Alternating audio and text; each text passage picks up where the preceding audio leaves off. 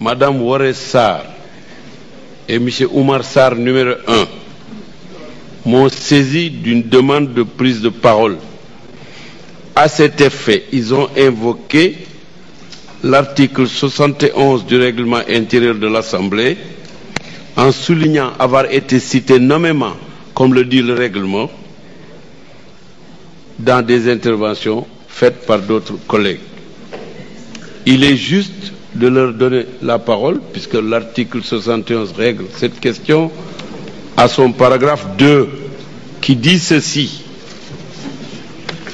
à titre de droit de réponse, mais seulement en fin de séance, ce qui est le cas, et pour 5 minutes, la parole peut être donnée à tout député qui la demande pour un fait personnel à propos duquel il a été nommément cité.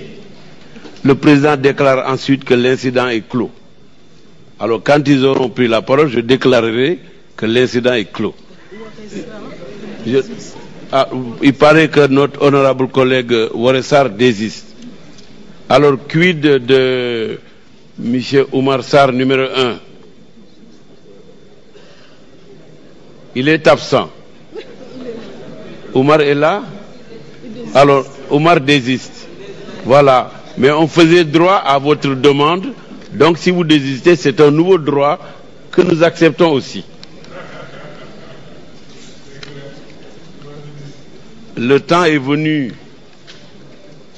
pour nous, mes chers collègues, de tirer par une déclaration finale et brève, je l'espère, les conclusions de notre séance en guise d'adresse à l'intention de Monsieur le Premier ministre et du gouvernement et aussi de l'Assemblée nationale.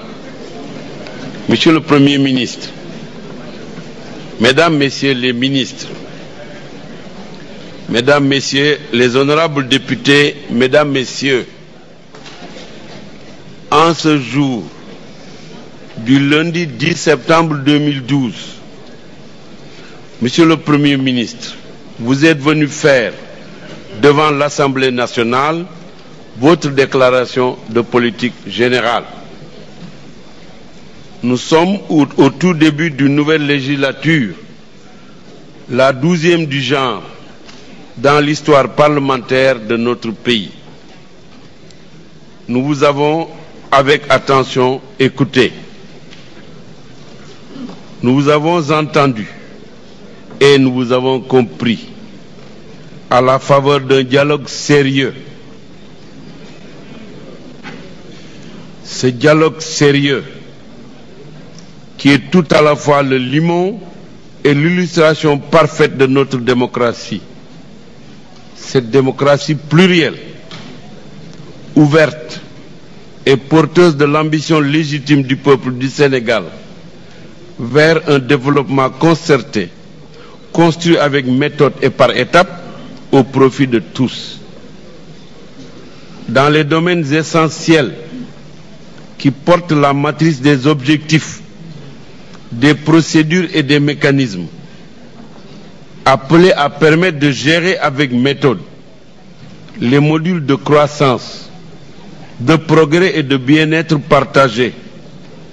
Vous avez brillamment indiqué, Monsieur le Premier ministre, dans une logique rigoureuse et marquée du sceau d'un louable souci de vérité, les dynamiques nouvelles, réalistes et appropriées qui vont inspirer les politiques publiques et les stratégies en faveur desquelles a opté votre gouvernement.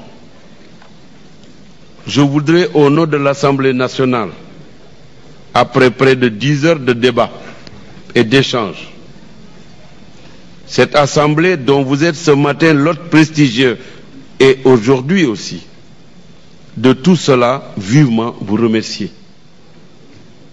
La 12e législature qui commence s'ouvre, on le sait, sous les auspices d'une bénédiction d'essence divine, à la mesure de notre engagement volontaire, engagement au service du bien et du vrai, pour servir le peuple du Sénégal et assurer, dans le travail et la solidarité en mouvement, notre destin commun. Ce n'est nul hasard, Monsieur le Premier ministre, si cette assemblée qui vous reçoit aujourd'hui s'installe quelques 4 mois seulement après l'élection brillante et la prestation de serment de Monsieur le Président Macky Sall, c'est que notre pays, sans nullement avoir à renier ni les acquis de la marche résolue sur le chemin de son histoire depuis 52 années, ni les difficultés qu'il a pu rencontrer dans son existence en tant qu'État souverain indépendant, c'est que notre pays entre dans une phase nouvelle de son évolution. Le débat de ce jour le confirme amplement. C'est que cette évolution du Sénégal, elle va être assise sur les leçons à tirer des expériences vécues, des drames subis, y compris les drames actuels, des moments inoubliables de résistance du peuple aux dérives et aux risques induits par toutes les tendances à la dictature, pour des victoires remportées par le peuple, par ses jeunes, par ses travailleurs, par les femmes et toutes les forces vives de la nation, quand venait le temps de l'action, au prix de sacrifices de toutes sortes. Le résultat est là aujourd'hui, palpable, visible, et nous avons le droit d'en être fiers légitimement. L'équipe qui dirige actuellement le Sénégal, à la tête de laquelle se trouve le président Macky Sall, par la volonté de Dieu et avec le soutien du peuple, cette équipe-là doit porter un rêve de grandeur. Nous en avons le droit, nous en avons l'obligation. Cette grandeur-là, pour le peuple du Sénégal, est un rêve qui est possible, qui est réalisable. Le général de Gaulle a écrit avec pertinence que rien de grand ne se fait sans de grands hommes et aussi de grandes femmes, et ceux-ci le sont pour l'avoir voulu. Fin de citation. Dans le contexte que nous vivons, les institutions de la République, qui constituent la charpente solide de l'État, se sont engagées ensemble dans le sillon d'un rêve nouveau et fécond, sous l'éclairage des paradigmes nouveaux qui sont issus, il faut le rappeler et le souligner, des aspirations du peuple, aspirations analysées, synthétisées dans leurs connotations essentielles par les assises nationales, pour un Sénégal apaisé et uni, pour un Sénégal de grandeur et pour un Sénégal de raison. La République qu'un homme d'esprit a définie comme étant le patriotisme et le civisme mariés, ne respire et ne vit que lorsqu'elle évolue dans le mouvement inspiré et alimenté par l'éthique. C'est pourquoi, Monsieur le Premier ministre, votre déclaration de politique générale et la large, complète, ouverte et enrichissante discussion qui l'a suivie donne des raisons d'espérer. L'éthique se situe au cœur de votre déclaration, du début à la fin et dans vos réponses.